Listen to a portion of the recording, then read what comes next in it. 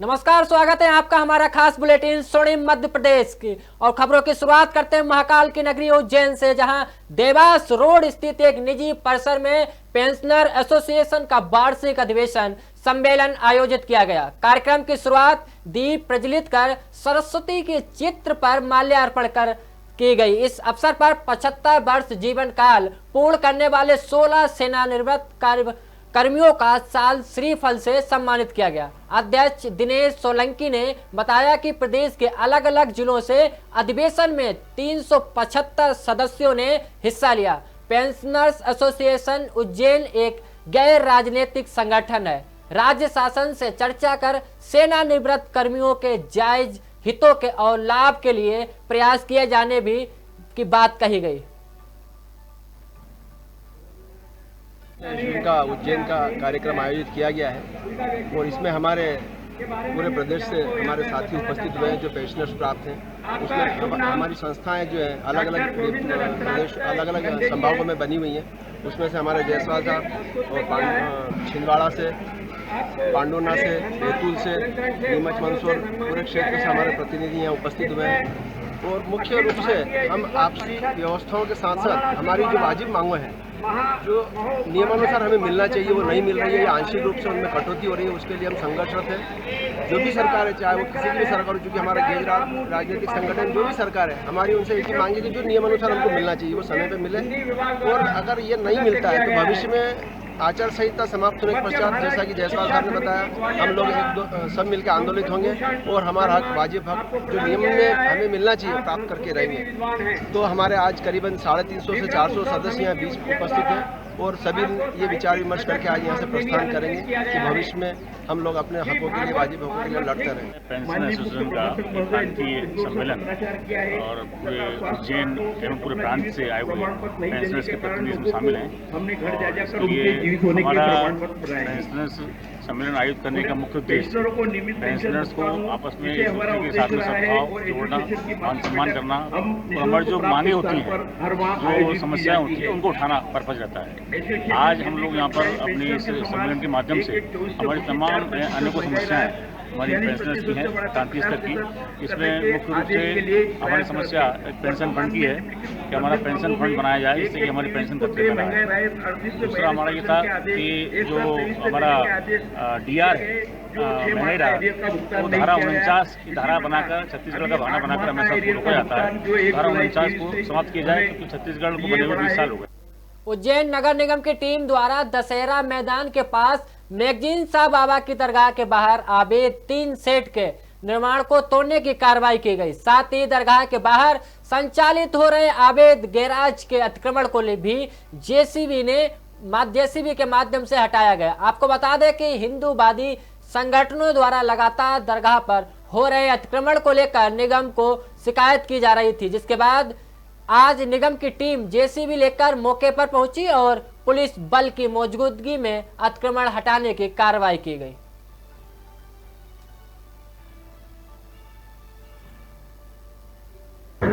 यहाँ पर अवैध अतिरिक्त निर्माण की शिकायत मिली थी, जो 2-3 दिन पहले हुआ था। तो उसके क्रम में हम यहाँ पे आए तो अतिरिक्त जो अवैध निर्माण था उसको हटाया गया है। कितना निर्माण था और किस जगह पर? यहाँ पर 8 कॉलम इन्होंने खड़े कर लिए थे, जो इसमें और शेड डालने की तैयारी थी। तो जिस शिकायत मिलने पर हमारे द्वारा कार्रवाई की गई। कौन सी मस्जिद है, क्या स्थान है? ये मैगजीन शाह बाबा की मस्जिद है, दरगाह है, और पास में गुमटी का भी अवैध अतिक्रमण था, वो भी हटाया जा रहा है पास में। और इनकी बिना परमिशन से इनके द्वारा कार्रवाई की गई। उज्जैन के क्षिप्रा नदी पर बार बार प्रदूषित कान्हा नदी का पानी मिलने से जल प्रदाय व्यवस्था में शहर की पेयजल व्यवस्था बाधित हो रही, जिसके कारण प्रतिदिन जल प्रदाय में शहर की संपूर्ण टंकियों को एक साथ भरने में समस्या आ रही है। गर्मी के मौसम में शहर वासियों को पर्याप्त रूप से पेयजल उपलब्ध कराते हुए 31 मार्च को नगर पालिका आयुक्त एवं विभागीय अधिकारियों द्वारा पेयजल समीक्षा में निर्माण किया जाएगा। आज से संपूर्ण शहर में प्रतिदिन के स्थान पर एक दिन छोड़कर जल प्रदाय किया जाएगा। इस क्रम में सोमवार को उज्जैन उत्तर क्षेत्र में निर्धारित समय प्रातः 7:30 से 8:30 तक यानी कि 1 घंटे तक जल प्रदाय किया जाएगा। 2 अप्रैल को उज्जैन दक्षिण क्षेत्र में पूर्व निर्धारित समय अनुसार प्रातः सुबह 5:30 यानी कि 5:30 से 6:30 यानी कि 1 घंटे तक जल प्रदाय किया जाएगा तथा आगामी आदेश तक इसी क्रम में जल प्रदाय जारी रहेगा।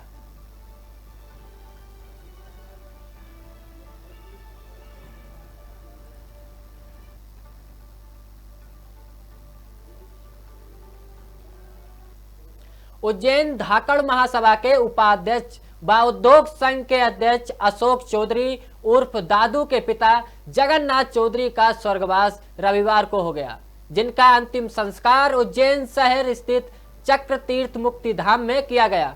शोकाकुल चौधरी परिवार में दुख की लहर है। वही अंतिम संस्कार के बाद 2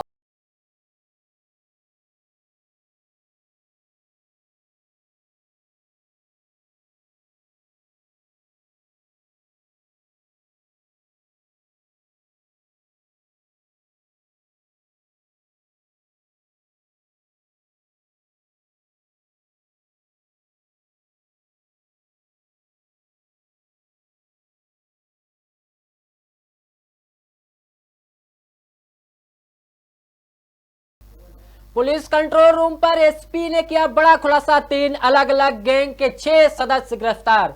गोवंश का वध करने, उसका परिवहन करने, साथ ही जहरीली शराब का परिवहन करने वाले गिरोह का पुलिस ने पर्दाफाश किया। सोमवार को पुलिस कंट्रोल रूम पर एसपी प्रदीप शर्मा ने प्रेस वार्ता कर मामले का खुलासा किया। दरअसल पुलिस को सूचना मिली कि गांव झांझला के पास आगर रोड पर गोवंश का अवशेष पड़ा है। पुलिस ने मौके पर पहुंचकर जांच पड़ताल शुरू की। पशु चिकित्सकों की टीम को भी बुलाया।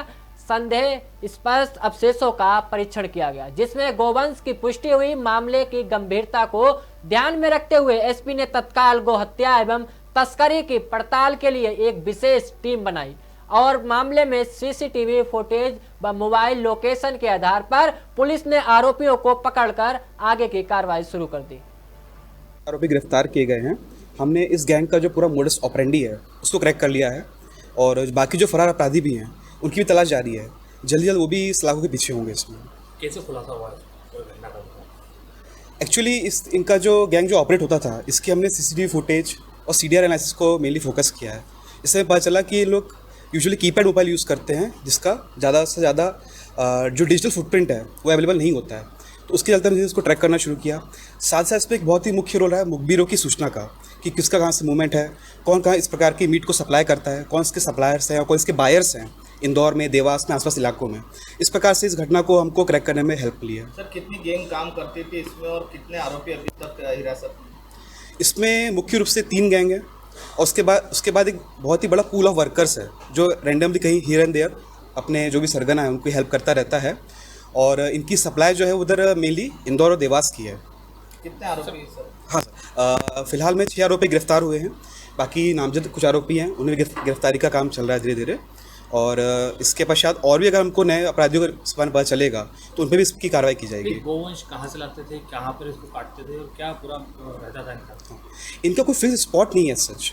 ये क्या करते हैं कि इनका एक पायलट व्हीकल होता है, वो यहाँ वहाँ जो भी आवारा पशु घूम रहे होते हैं उनको चिन्हित करता है कि जहाँ पे कोई अंधेरा इलाका मिल पाए जहाँ इनको काटने पीटने में सहूलियत रहे। अब इस प्रकार से इन्होंने पहले एनिमल को आइडेंटिफाई कर लिया, उसके बाद वहाँ जाकर के अपने पूरी अपराध को अंजाम दिया और बिल्कुल 20-25 मिनट में इस काम को कंप्लीट करके ये तुरंत उस गाड़ी में बैठ के वापस निकल जाया करते थे। उज्जैन के ढाबा भवन उद्योगपुरी क्षेत्र में खड़े ट्रक में शॉर्ट सर्किट से आग लग गई। आग इतनी भीषण थी कि आग पर काबू पाने के लिए दमकल की 6 गाड़ियों ने मिलकर आग पर काबू पाया। फिलहाल लाखों रुपए के नुकसान की बात सामने आई है। वहीं आग का वीडियो भी वायरल हो रहा है। बताया जा रहा है कि उद्योगपुरी में आशीष पाटीदार का दोने पत्तल का कामकाज है। यहीं पर ट्रक माल लेने के लिए पहुंचा। ट्रक में माल लोड हो चुका था। जिस जगह ट्रक खड़ा था उसके ऊपर से इलेक्ट्रिक लाइन डाली हुई संभवतः इसी के चलते शॉर्ट सर्किट हुआ। देखते ही देखते आग ने विकराल रूप धारण कर लिया। क्षेत्र में अफरा तफरी मच गई। गनीमत यह रही कि वहीं पास में एक बड़ा माचिस का गोदाम भी था। यदि आग फैल जाती तो एक भीषण हादसा हो सकता था। ये थाने पे सूचना मिली थी आग लगने की ट्रैक में, तो इस बेस में फिर पुलिस यहाँ से चिवनगढ़ मंडी से यहाँ पर मौके पर पहुँची है। फायर ब्रिगेड को भी सूचना दे दी है। फायर ब्रिगेड अपना काम कर रही है और ट्रैफिक रूट व्यवस्था पुलिस कर रही है। कहाँ से ट्रक आया था कुछ? नहीं, अभी पूछताछ में बाद में की जाएगी। अभी ये पूछताछ नहीं की गई उनसे। क्या कारण रहा? अभी ये जांच का विषय है। जांच होने के बाद ही पता लगेगा। कुछ रोल्स वगैरह भरे हुए थे। अब जांच के बाद ही पता चलेगा कि क्या है, कैसे लगेगा।